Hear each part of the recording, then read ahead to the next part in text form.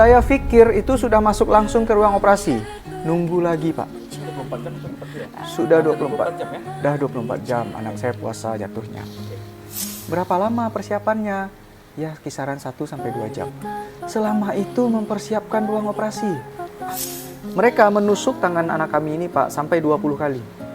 Gitu, untuk infus. Kenapa tidak? Ini infusnya dipasang ala kadarnya seperti orang dewasa. Ya, pembuluh darahnya tidak kami temukan. Jadi alhasil, Pak, kami harus memasukkan infus ke urat nadi yang ada di leher. Istri saya langsung nangis itu. Dan dia langsung mencelupkan anak saya yang ada itu ada BAB.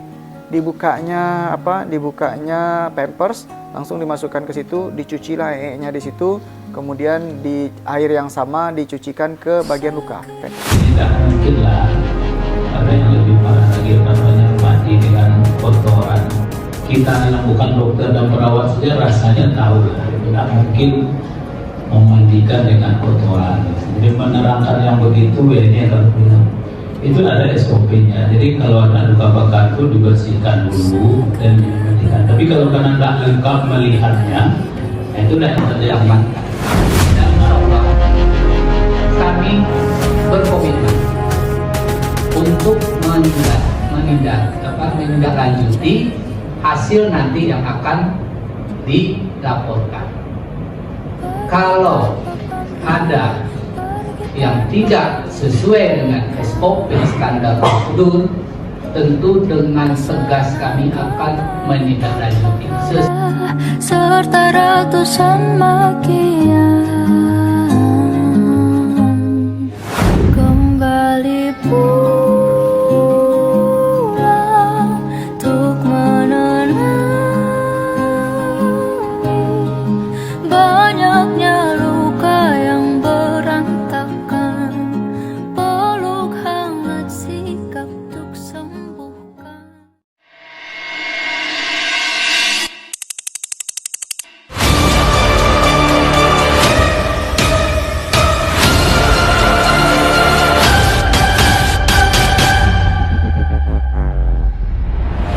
Sebenarnya standarnya jelas itu, jadi tidak mungkinlah ada yang lebih parah lagi, mandi dengan kotoran. Kita yang bukan dokter dan perawat saja rasanya tahu lah, tidak mungkin memandikan dengan kotoran. Jadi menerangkan yang begitu ya ini akan bilang itu ada SOP-nya. Jadi kalau ada luka bakar itu dibersihkan dulu dan dimandikan. Tapi kalau karena tidak lengkap melihatnya, itu dah yang terjadi. Anak langsung diangkat, dimandikan, campur BAB dengan kotoran. Nah, itu juga yang terjadi di IGD. Sebenarnya semuanya sudah ada fasilitas bahwa tetap namanya emergensi. Keemergensian Bapak itu kan tak tahu bahwa sebelum itu juga bahwa ada pasien-pasien itu yang kamar operasinya itu dilakukan urutan sebenarnya. Tapi kan tidak mungkin kita terangkan begitu bahwa dia penundaan. Yang kita lihat bahwa kalau terjadi tata laksana yang tidak bagus, itu habis operasi begitu aja dia habis operasi silat terus.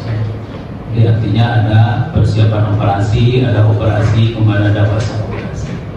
Itu juga perburukan ini yang kadang-kadang memang harusnya untuk luka bakar. Untuk luka bakar itu sampai sekarang masih dianggap suatu penyakit yang tidak bisa diprediksi. Jadi artinya terbakar di luar, tetapi sebenarnya di dalamnya ada proses terjadi pembuangan protein yang berlebihan, kemudian ada inflamasi berlebihan, terutama pada anak. Jadi menerangkannya begitu, itu yang sekarang sedang dilakukan audit klinis, artinya mereka melihat PPK, bahwa dokter itu bekerja ada PPK-nya, kemudian ada SOP-nya, kemudian ada tanda-tanda di mana itu akan dilakukan terapi.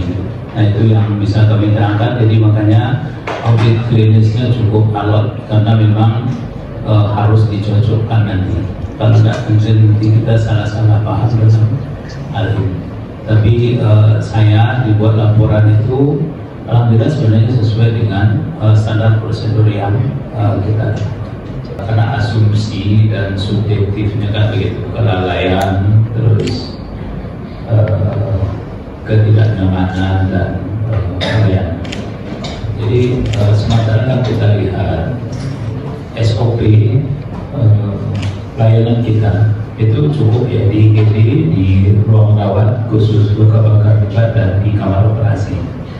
Alhamdulillah sesuai SOP, cuman yang kurang berkenan itu kan kami nggak tahu juga. Kami kasih tahu lah, misalnya bukan melayani tapi malah menanyakan KTP gitu ya. Jadi SOP-nya Pak Ade, kalau pasien masuk ke IGD mau lewat Sisruti atau tidak, Sisruti itu artinya dikirim oleh rumah sakit, kemudian kita setujui, kemudian datang, itu tetap. Nah, SOP kita setelah ditentukan apakah masuk ruang bedah, ruang anak atau ruang intermediate, itu pasien diantarkan. Jadi di PJP onsite kita ada 5 yang ke dalam, anak, bedah, objek dan anestesi, itu salah satu itu mengantarkan. Setelah dapat tempat tidur itu, nah itu tentu harus didaftarkan. Nah, ini masalahnya. Jadi semua orang, kita tidak menyangkal bahwa itu semua orang kita daftarkan. Jadi diajak ibunya tadi ke admisi ya di IGD untuk ditanya. Nah, ini kan ibunya memang subjektifnya mungkin ya, kami tidak tahu, mungkin orang tidak biasa untuk dia mungkin pakai asisten lain-lain, itu sudah mulai ketidaknyamanan. Kemudian SOP layanan. Di IGD itu memang pasien-pasien yang akan dilakukan tindakan itu, dokter jaga onsite-nya akan langsung menghubungi dokter sub. Jadi dokter onsite kita cuma ada bedah, nah sub spesialis bedah plastik, bedah ortopedi, subnya itu memang on call. Nah ini kebetulan untuk kasus ini kalau luka bakar itu DPJP-nya adalah dokter bedah plastik. Itu dihubungi, kemudian sudah diisi di RME-nya bahwa pasien ini luka bakar, setelah dinilai ditetapkan, kemudian direncanakan untuk ke kamar operasi. Nah arti ruang intermediate di sini pun sebenarnya itu betul-betul ruangan untuk mempersiapkan pasien. Jadi kita ini kronologis yang agak membuat kejadiannya begitu. Mulai masuk kerja itu tanggal 25, kemudian tanggal 26 Bapak ini masuk Mawanan sore. Walaupun kita buka layanan selama libur 9 hari itu, tapi ternyata memang dari tanggal 25 itu pasiennya banyak sekali.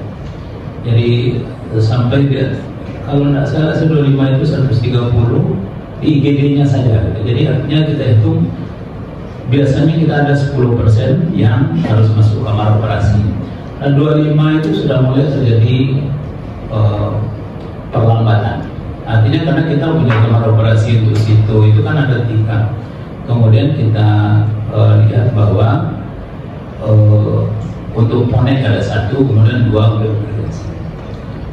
Nah jadi memang SOP-nya jelas tuh. Pasien-pasien yang akan dilakukan operasi memang dilakukan perawatan di ruang operasi.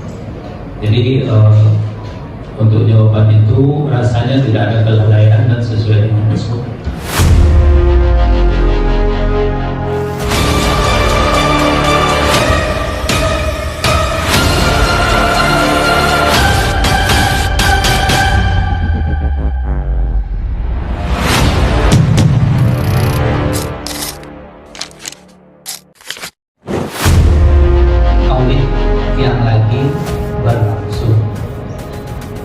Tentunya yang tadi kami sampaikan perlu penilaian yang objektif berbasis bukti, ya tentu disesuaikan dengan SOP standar yang berlaku, dan itulah nanti yang akan menjadi panduan di dalam kita melaporkan hasil dari apa yang dikerjakan oleh tim.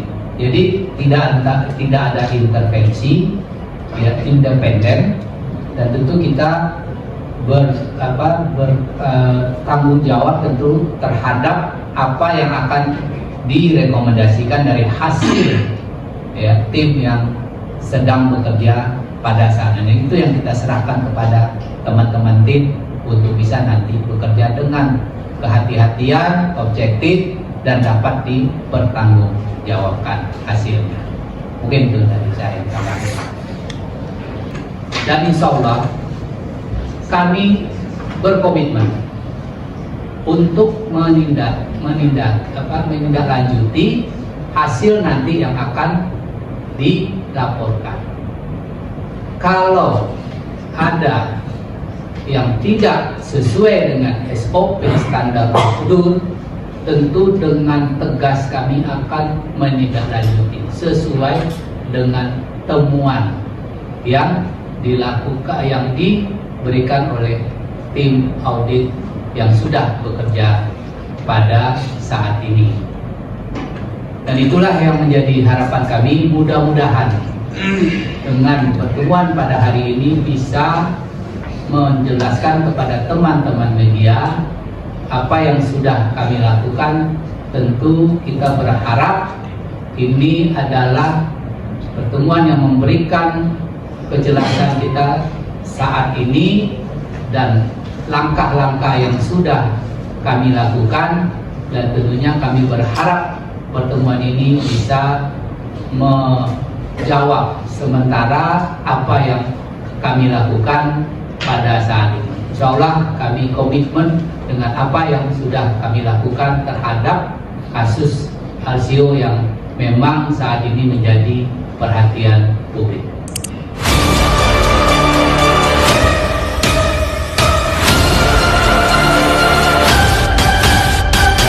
Dan yang paling jelas bagi kami adalah kami berkomitmen.